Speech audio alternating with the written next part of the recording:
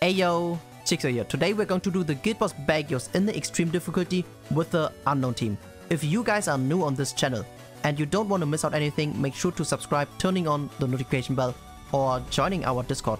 That way you will always stay up to date. This is going to be our team, and yeah, so our Emir does need some decent ult level. So if you don't have that high ult level or not that great gear, you may have to keep the Emir cards to deal the 150k mark, because if you don't deal the 150k mark, you are going to lose in 110 points, which is really huge.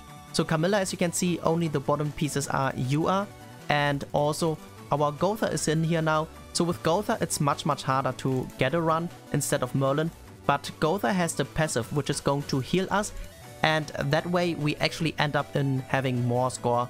So my testing so far with Merlin, it didn't go that well, so we are not going to show you guys with Merlin. In Extreme, luckily the arms are a bit tankier, so we don't have to reset for a debuff start. And yeah, so even if our Emir's passive gets activated after the first turn, it is totally fine, because yeah, we can still use the ult. Our start is going to be, we are going to move 3 times, and depending on your ult level, you either have to move another time, or if you have 6/6 and you deal 150k regardless, you can just dump in the freeze onto the right side hand. Also, other things, what reasons are when you can see a dead run is, for example, if the left card has 2 1-star cards, only if it's 1-star cards of this, you know it's gonna be AoE, and then she's gonna cleanse anyways. So if it's a 2-star card, it doesn't really matter. If it's a 1-star like this, you can see this won't be AoE, so you still got a chance. Also, another thing, like for example, if he has 2 attack cards. So all those attack cards here, they are AoE.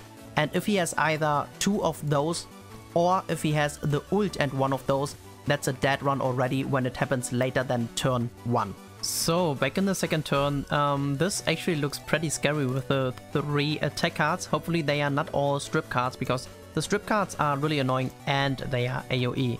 So what we're going to do is we are going to merge here. We're going to maximize our card draw by dumping those, and we get the ult of Emilia.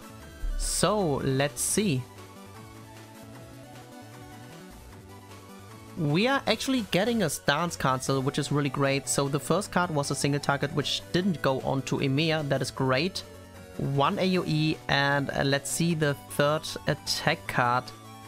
Okay, the third attack card is of course a single target, and of course it went into Emilia. So because they are much tankier, we are still okay, but we lost 80 points by that. So for a perfect run, you would have to quit out here. But yeah, we are just going to continue, because like I said, we are going to show you guys later a better run. Also, don't use a 2-star seal, because the 2-star stays for 2 turns and you want to get debuffed on, because you want to actually cleanse that off later. But yeah, so what we're going to do now is we are going to work on other ults. I think moving here 2 times wouldn't be bad, and also moving once with our Gotha. So as you can see, we dealt the 150k marks on both sides, so we are good to go. We actually got another card of Emilia, which is great. So now if we can actually get the ult of Camilla, that would be really great. Damn, the single target did not go onto Camilla. But yeah, so for now we are still good to go. But the only problem again is he has 2 attack cards, so we are losing another 80 points, so we lost 160 points already. If he would have only 1 attack card and here also a debuff card, 1-star, it would be even 240 points we are missing at this point. But yeah, so what we're going to do now is, because we are getting cleansed anyways, we can actually just... No, we shouldn't burn this, because if we get debuffed and then it cleanses, our Gotha heals. So what we're going to do now is we can just get the ult of our Emilia, and next round we are also getting the ult of our Camilla, because yeah, so they have an AoE, the right side won't attack and strip, so we are good to go. That is actually pretty decent, I would say, but obviously it's not the optimal run, because like I said, we won't get the points for the Camilla ult when she cleanses, and we would be missing the missions as well. So here it's also pretty bad that we don't have the Gotha ult yet, because yeah, getting ulted we obviously lose some points, which is super annoying. Damn. So what we're going to do is we actually want to get debuffed. So maybe staying one more turn like this is better and getting the ult. So we will just do this. We can dump those cards because they are useless, and we can also dump this card as well. So that way we are getting debuffed. Hopefully it's not a stun onto our Camilla, because then we are in a pretty bad shape. And yeah, in extreme you want to kill within 8 turns, so if you can kill earlier it's obviously better, but if you can't it's still fine. So here the ult did a decent amount of damage. Here the strip doesn't matter anymore because we have the ult already. It's just a bit annoying, so that is wonderful, that is fine, but unfortunately they didn't had... Oh, because we used the seal. Damn. We actually misplayed here. That's why I wanted to get sealed, so I should have just ulted, but it is what it is.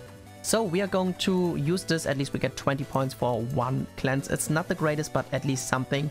We can ult. And yeah, we still have 2 more turns basically, but if possible we would like to get another stance cancel. That would be great. And obviously we want to, if possible, kill next turn as well, which would be much better, because it's of course better to kill 1 turn earlier rather than going to turn 8. But yeah, this right now is just a example run, and as you can see we did actually a lot of damage already. We even get a stance cancel. That is pretty awesome, but the heal block is really bad. Maybe I should have kept the debuff of, or the ult of our Camilla, but the thing is, if we would have used the ult, we would be missing something. Okay, cool, we actually got the cleanse, awesome. We are going to merge here. We are going to... I would say we can attack with this one. We can attack with this one. And I think using the freeze first, because one-star cards gives us points. So we use this freeze. I really hope it kills. It should kill though. So we're going to use this one first, and then we're going to do this. And I think this secures us that we are going to kill and do enough damage. Okay, it looks really close. It didn't deal 40k, so we lost points here as well. And this one finished off very nice. So let's see what score we can get. Obviously, like I said, we lost like 240 points from this already. This is still a pretty decent run. So we have almost 4,700 without all the cleanse stuff. So if we would have gotten 3 maximum cleanses, or 3 on everyone, basically 12, that would have been 240 points. So with 240 points we would have, yeah, let's say 4,800. And then plus the mission of this would have been around 5k score, but getting the perfect run is not easy at all. So we are going to show you guys another run as well.